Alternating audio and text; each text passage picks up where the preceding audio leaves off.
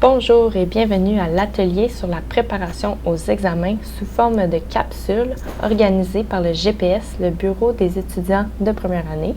Si jamais tu veux communiquer ou tu veux nous poser des questions, tu peux nous écrire par Mio au GPS ou sinon on a une adresse courriel au gps@cégepoutaouais.qc.ca. Pour l'atelier d'aujourd'hui, je vais vous dire le déroulement qui va commencer avec comment se préparer à un examen, quoi faire avant un examen, quoi faire pendant la passation d'examen, puis distinguer c'est quoi l'anxiété de performance par rapport au stress. Donc, à quoi s'attendre? L'étape numéro 1 pour passer ton examen, ça serait de savoir ils sont quand. Donc, si tu es capable de te procurer un agenda ou un système pour déterminer où et quand sera ton examen, ça serait parfait. Tu vas avoir une vue d'ensemble, à savoir il est quand, combien de temps il dure, puis être capable de gérer ton temps avec aussi tes heures de travail et tes temps d'études. Donc, l'important ici, la clé, ça va être vraiment de te fier au plan de cours que tes enseignants t'ont remis au début de chaque cours pour chaque matière. Ensuite, l'étape numéro 2, ça va être de savoir, ça va être quoi la matière dans ton examen. Tu peux encore certainement te référer à ton plan de cours. C'est là où est-ce que ça va te parler des leçons, des chapitres ou bien des livres que tu as besoin d'avoir révisé pour cet examen-là. À savoir si c'est en début de session ou la mi-session ou la fin de session, ça ne sera pas le même contenu. Puis, la troisième étape, ça va être de connaître tes types d'examens. Selon le type d'examen, ça va te déterminer comment tu vas étudier. Puis, tu peux aussi écrire la pondération de chacun des examens, à savoir sur quelle matière je dois porter beaucoup plus d'attention. Est-ce qu'il vaut 40%, puis celui de français, il est 10%. Donc, savoir où mettre le plus d'énergie, c'est important. Pour les types d'examens, on va les passer vite parce que je sais que vous avez déjà fait des examens dans vos vies. Mais juste pour vous résumer un peu ce qui peut se retrouver à vos examens, il va y avoir soit des choix de réponse, donc avec des choix ou bien des petits développements. Puis ça, dans le fond, la technique pour les choix de réponse ou les cours développement, c'est vraiment de connaître la matière sur le bout de ses doigts. Donc ça va être soit du par cœur ou vraiment de la révision pour bien connaître les distinctions entre les matières données, mais à connaître vraiment sur le bout de tes doigts pour aller plus vite. Les examens à développement, ça va te demander de focusser sur les mots comparer, analyser, développer. Donc là, ça va être vraiment élaboré. Donc la compréhension de la matière à tes examens va être important pour tes examens à développement. Quand on parle d'essai ou de dissertation, ça va être vraiment plus élaboré. Là, on parle d'introduction, on parle de développement et de conclusion. Donc là, ça va être en matière à vraiment comprendre, être capable d'argumenter sur le sujet. Puis quand on parle d'examen de sciences ou de maths, bien là, ça va être vraiment des parties à court développement, puis une partie à résolution de problèmes avec des formules. Donc ça, c'est plus scientifique. Ensuite de ça, quoi faire avant? Donc, qu'est-ce que suggèrent les recherches? Ça va être vraiment d'organiser un coin chez toi tranquille, mais qui reproduit aussi l'espace que tu vas avoir durant un examen. Quand on parle de l'espace que tu auras à ton examen, on se demande, est-ce que tu auras droit à ton cellulaire? Est-ce que tu vas écouter de la musique ou bien ta télévision dans le coin? Je pense pas. Donc, ce qui est suggéré, c'est vraiment de reproduire l'espace de travail auquel tu auras droit lors de ton examen. Est-ce que tu as le droit à un antidote, à un dictionnaire, à des crayons de couleur, à un livre, à tes notes? Donc, essaie d'utiliser toujours le même matériel que tu auras le droit en classe lors de l'examen. Ensuite, qu'est-ce qu'on peut faire avant aussi? C'est sûr que l'hygiène de vie est importante. Pour que tu puisses bien performer à ton examen, il est important de dormir adéquatement et manger adéquatement, les choses de base. Si tu coupes dans ton sommeil, et puis là, tu fais juste dormir 4 heures, ça se peut que ton examen, tu aies de la misère, tu sois fatigué, mais si tu as dormi 8 heures, là, tes chances sont optimales, puis tu vas être bien reposé. On parle de bien manger aussi, puis d'avoir des repas équilibrés. Quand on parle de repas équilibrés, on parle aussi de déjeuner. C'est important d'avoir son cerveau qui a des nutriments pour pouvoir performer, parce que c'est un exercice, passer un examen, puis tu as besoin d'énergie pour réaliser ce défi-là. On a mis aussi apprendre à relaxer parce que c'est suggéré de donner des pauses. Il faut vraiment avoir un équilibre entre le corps et l'esprit pour être en forme physiquement et mentalement. Donc, si tu peux écouter de la musique de temps en temps, aller voir tes amis, méditer, ton corps va vraiment mieux se porter puis va être plus prêt pour affronter justement ce défi-là. Donc, pour qu'il se recharge ton corps, tu es capable de prendre des temps et cibler du temps de pause dans ton horaire. Quand on parle de gérer son stress avant un examen, c'est sûr que tout passe par l'organisation. Mieux que tu es organisé, plus ton stress va descendre. Donc, comme on parlait plus tôt, c'est vraiment de cibler dans ton agenda quand est l'examen, quand étudier. Comme ça, tu as du temps pour tes activités sociales, puis faire tout ce que tu devais faire, travailler sans accumuler le tout. Comment on fait ça, dans le fond? J'ai une statistique ici qui est super intéressante. C'est la courbe de l'oubli et de la mémorisation. Donc, quand on parle d'un examen, on va voir ici qu'au petit point rouge, ça, c'est quand tu reçois l'information, quand tu es en classe, puis qu'en un jour, si tu révises pas, c'est la petite courbe pointillée rouge au premier ballon montgolfière orange. La première fois que tu vas réviser, tu vas remémoriser toute l'information à 50%. Donc, tu vas acquérir 50% de la matière juste en relisant après ton cours une fois. Ça, c'est la première révision. Donc, tu vas diminuer ton stress en planifiant tes moments de révision à ton agenda. Puis, la courbe, elle prouve dans le fond que plus tu révises, plus l'information ancre dans ton cerveau. Donc, simplement après ton premier cours, si tu fais la relecture de tes notes, boum, 50% dégravé dans ta mémoire. Ensuite, on voit que si au 2e jour, 7e jour, 30e jour, tu n'as pas révisé, et là, tu oublies. Ça, c'est la courbe rouge. Tu oublies de plus en plus, sans répétition. Mais si tu te mets à réviser une deuxième fois, une troisième fois, une quatrième fois, tu vois que tes chances de comprendre la matière vont augmenter avec les ballons, l'hélicoptère, l'avion et la fusée. C'est qu'après chaque répétition, l'information, elle s'ancre dans ton cerveau et c'est prouvé que là, tu as tous les outils en ta possession pour réussir. Donc, le petit calendrier qui est à ta droite, c'est un exemple. On voit que tous les mardis, quelqu'un a un cours de biologie. Et après chaque cours de biologie, il y a un E1, E2. Donc, ça, c'est étude 1, étude 2. Donc, tu vois qu'après chaque cours, la personne a pris le temps de réviser. Puis, dans le reste de ses semaines, avant l'examen, elle a mis 4 à 5 plages horaires pour réviser.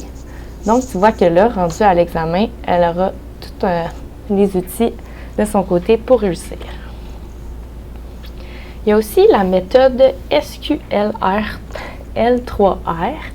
Donc, cette méthode-là, c'est vraiment une roue qui est de passer à travers toutes les étapes, puis de faire ça à chaque fois que tu vas réviser. Donc, si tu commences par survoler l'information, qui est de lire et de comprendre qu'est-ce qui est à étudier, ça va déjà te faire réviser. Puis, l'étape numéro 2, ça va être de questionner ce que tu as révisé et ce que tu as survolé. Donc, si tu es capable d'écrire des questions à toi-même ou que tu pourrais poser à tes amis qui pourraient t'aider à réviser, tu peux même t'écrire des questions que tu n'as pas trop compris pour aller voir ton enseignant et demander plus de détails. Ça va vraiment aider à ta compréhension, à ta révision. C'est sûr que de lire la matière dans les livres que les enseignants ils te suggèrent de lire, ça va aider à enrichir puis à soutenir le contenu que tu as lu. Donc, faire les lectures, c'est important. Tu peux aussi, suite à toutes les lectures, à ta révision, restructurer à ta façon. Toi, tu peux mettre le sujet au milieu de ta feuille, puis faire des lignes pour les sous-sujets pour pouvoir repérer plus rapidement la matière, quoi est où, quoi va avec quoi, puis rendre ça vraiment visuel à ta façon. Puis, en récitant, la 5e étape, ça va être de le réciter à voix haute. Comme ça, quand tu t'entends, ça rentre dans ta tête, puis tu peux même t'enregistrer, puis l'écouter si tu veux. Puis ça va faire en sorte que, en le récitant, tu t'écoutes, puis ça ancre mieux. Au milieu, on a mis « réviser » pour refaire la roue, comme ça, à chaque révision, pour faire vraiment le tour de ta matière. On a d'autres stratégies d'études. C'est des techniques vraiment intéressantes pour ceux qui sont plus visuels ou qui veulent faire autrement pour réviser. Dans le fond, on a l'écriture en couleur qui est intéressante. Tu fais dans le fond ta révision, puis avec un crayon de couleur noire ou bleue, tu écris ce que tu comprends, ce que tu sais. Puis à la fin, quand tu révises, tu prends juste une autre couleur, soit rouge, rose, vert, puis tu écris l'information manquante, ce qui complète tes notes, puis qui font en sorte que ton œil, quand il va réviser ses notes, il va voir exactement quelle information tu avais oubliée ou que tu ne connaissais pas sur le bout de tes doigts. Donc, en relisant, ton œil il va cibler la couleur autre, puis ça va être vraiment meilleur pour la révision. On a la carte conceptuelle qui est justement, comme on a parlé plus tôt, de regrouper l'information selon des thèmes. Donc, par exemple, à chaque cours, tu as pris la peine d'écrire un sujet au milieu, puis les sous-sujets. Mais à chaque cours, tu as une feuille différente, puis ton œil il peut repérer les thématiques, les sujets, puis ça peut faire des liens. Qu'est-ce qui va avec quoi? J'ai vu ça quand, comment? Donc ça, c'est super intéressant pour justement en philosophie, quand tu as plusieurs auteurs, acteurs. Donc c'est très intéressant. On a la technique Pomodoro qui est important quand on parle de prendre des pauses. Donc à chaque 30 minutes, tu pourrais prendre ton téléphone puis mettre une alarme. Puis à chaque 30 minutes, tu mets un 5 minutes de pause. Donc, quand tu étudies, tu peux étudier aussi avec des amis si tu veux. Comme ça, tu es focus, tu écris pendant 30 minutes, tu ponds, tu performes. Puis, quand l'alarme sonne, tu es obligé de te lever. Puis, tu prends un 5 minutes de pause, tu fais autre chose. Puis, comme ça, ton cerveau, il fait le vide. Et quand il est prêt à se remettre au travail, bien, il est prêt pour un autre 30 minutes. Ensuite de ça, on va cliquer. On a quoi faire pendant l'examen. Donc, pendant l'examen, on suggère d'éviter les discussions avec tes amis, même avant le cours. Mais on parle de parler de l'examen. Quand le sujet il peut être anxiogène, tu sais, là, tes amis ils vont te parler de l'examen, qu'est-ce qu'ils ont révisé, puis juste avant l'examen, ça va faire en sorte que tu vas peut-être te mettre à douter, tu vas dire « Ah, j'ai pas fait ça, moi, j'ai pas fait ça ». Donc, juste éviter de parler de l'examen pour qu'il y ait moins de distractions pour t'aider à te concentrer. Ensuite, il est suggéré de lire attentivement toutes les questions avant de débuter. C'est sûr qu'avant de débuter, il faut que tu aies une vision globale de l'examen parce que si tu commences par une question puis tu restes là puis tu es bloqué, ça ira pas bien. Mais en lisant toutes les questions, tu peux sélectionner lesquelles pourraient être plus faciles puis comme ça, gagner un peu de confiance puis la matière, elle va revenir à toi. Elle va commencer à faire des chemins puis là, tu vas faire des connexions. Donc, tu vas gagner en confiance. On dit aussi de souligner les mots-clés puis de sélectionner les questions les plus faciles. Donc, quand tu soulignes les mots-clés, ça révèle aussi l'information que tu vas devoir donner pour ne pas être dans le champ puis vraiment cibler à la question. Puis à la fin de ton examen, il faut, si tu as le temps, là, ce qui est si dans la mesure du possible, de réviser parce que des fois tu mets des étoiles ou tu as oublié, tu t'es dit « Ah, je vais la sauter cette question-là ». Mais si tu remets l'examen puis tu as oublié de réviser, ça se peut que tu aies oublié de répondre à des questions et de revenir à des indications avec des étoiles que tu avais fait. Ensuite, après l'examen, quand ça c'est terminé, c'est important de se poser la question « Est-ce qu'il y a quelque chose que j'aurais pu mieux faire? Comment que ça a été? Est-ce que la prochaine fois, je pourrais faire autrement pour être mieux préparée? » Oui, si tu es capable de cibler, par exemple, c'était quoi ta lacune pour être mieux préparée la prochaine fois, ça va t'aider. Si c'était une mauvaise gestion des études, ben, tu pourrais te dire « Ah, peut-être je pourrais me prendre plus d'avance, puis faire un agenda. » Est-ce que c'était une difficulté de compréhension ou d'écoute? Ah, là, peut-être que tu aurais pu aller voir ton enseignant. Fait que la prochaine fois, tu vas te dire, je vais prendre la peine de souligner mes choses en premier, d'aller voir le professeur, de poser mes questions. Quand on parle de difficultés de nature circonstancielle, bien, ça aussi, c'est important de le cibler parce que si c'est une difficulté que tu ne peux pas gérer, par exemple, il y a eu un trafic, il y a eu un accident, là, toi, tu ne pouvais pas gérer ça, bien, pense pas que la prochaine fois, ça va être pareil. Ça, c'est un élément qui ne se reproduira pas, donc il faut être capable de faire la part des choses. Ensuite, la mauvaise gestion du stress, bien, il y a des outils qui existent. Tu peux aller voir tes API, aller chercher des trucs pour diminuer le stress, être mieux organisé. Puis si c'est une mauvaise gestion d'examen, bien, comme on disait, peut-être que la prochaine fois, tu pourrais commencer par les questions les plus faciles, faire autrement. Donc, être capable de cibler c'était quoi la lacune va t'aider à juste être mieux préparé. Quand on parle du stress et de l'anxiété, bon, c'est quoi le stress? C'est quelque chose qu'on ne peut pas éviter. C'est dans notre corps, c'est nos hormones qui sont sécrétées quand on vit un stress depuis toujours. Par exemple, dans les hommes des cavernes, quand ils voient un mammouth, un ours, ils vont se sauver. Tu sais, c'est une hormone qui est sécrétée pour soit fuir ou combattre. Donc, on ne peut pas le retirer de notre corps. C'est dans notre cerveau reptilien et c'est là pour toujours. Donc, il va falloir juste apprendre à vivre avec puis essayer de le gérer, malheureusement. C'est quoi le stress? Bien, ça, c'est sur des situations ponctuelles. Tu n'es pas supposé en vivre en tout temps, 24 heures sur 24. C'est vraiment quand un événement arrive. Par exemple, j'ai un spectacle, je vais performer, donc je suis stressée, mais après, ça disparaît. Donc, c'est situationnel. Quand on parle d'anxiété, c'est quand on a à l'intérieur de notre corps des anticipations puis des appréhensions.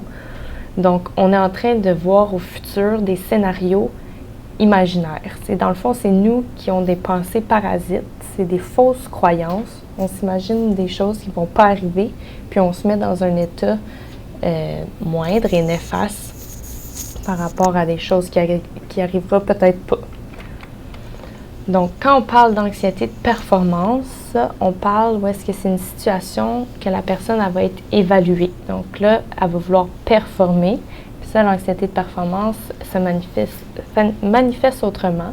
Donc, les gens qui vont vivre de l'anxiété de performance, ils vont vouloir peut-être étudier beaucoup plus. Donc, malgré de longues heures d'études et de courtes nuits d'études, l'étudiant croit qu'il va échouer. Donc, malgré le fait qu'il va étudier 10 heures de temps puis peu dormir, il va dire « Ah, je suis pas prêt ». Donc, ça, c'est l'anxiété de performance. Comme on disait, c'est normal de ressentir le stress, mais quand c'est l'anxiété qui devient épuisant et néfaste, on parle d'anxiété de performance. Elle provoque aussi des comportements de fuite, soit la procrastination ou attendre à la dernière minute pour étudier ou d'attaquer. Donc, soit elle n'étudie pas du tout, elle repousse ça, ou elle étudie beaucoup trop. Donc, on est dans les extrêmes quand on est dans l'anxiété de performance. La procrastination, pourquoi on fait ça? C'est parce que la personne, vu qu'elle sait qu'elle va être évaluée, elle repousse parce que ça crée de l'anxiété d'être évaluée. Une personne qui est perfectionniste aussi va toujours repousser le travail parce qu'elle dit que ça ne va jamais être parfait. Il peut aussi y avoir des gens qui ont de la difficulté à prendre des décisions, donc ils procrastinent parce qu'ils se disent « je sais pas, je veux pas affronter ça ». Ils vivent dans le déni. Ils ont aussi la crainte de l'inconnu. Quand tu es évalué, des fois tu te dis « ben j'ai aucune idée comment ça va aller, c'est difficile », donc c'est vraiment de fuir. Puis il y a aussi l'évitement de situations désagréables parce que c'est justement un événement, un défi pas très plaisant. Donc la procrastination fait en sorte que tu évites. Les moyens pour surmonter la procrastination, ça va être vraiment de planifier des échéanciers. Donc, tu vas dire où, quand, comment, puis comme ça te met en action. Dès que tu es en action, la procrastination, elle part parce que tu as enclenché ton mouvement. Tu peux diviser les tâches aussi pour pas que ça ait l'air d'une méchante grosse montagne. Tu commences par une étape, 2 étapes, 3 étapes, puis de cette façon-là, tu avances.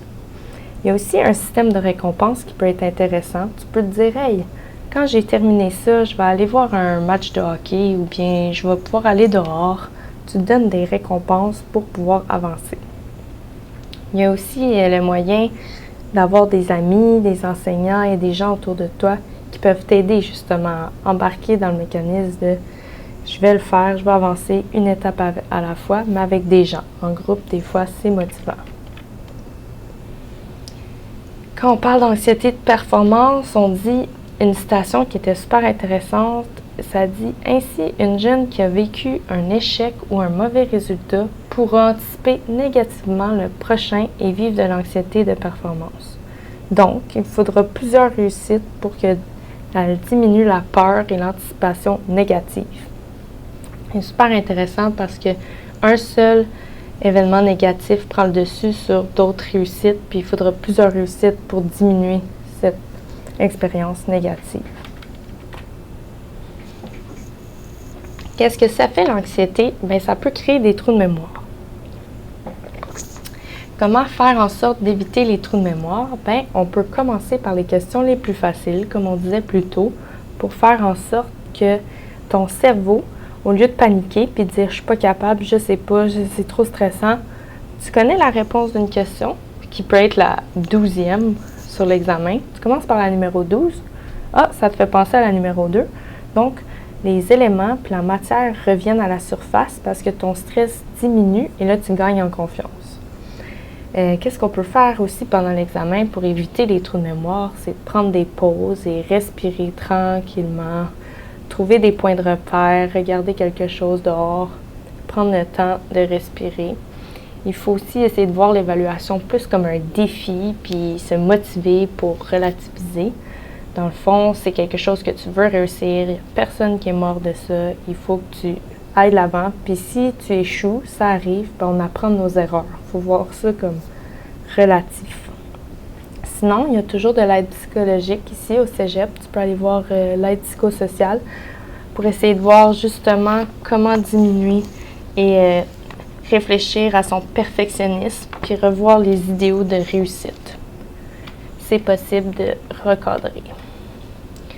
Donc, j'espère que vous avez apprécié la capsule. Puis, tous ces éléments-là, ces outils sont venus de sources diverses. Si jamais vous avez des questions, vous souhaitez avoir plus d'outils, vous pouvez toujours nous écrire au GPS par Mio. Bonne journée!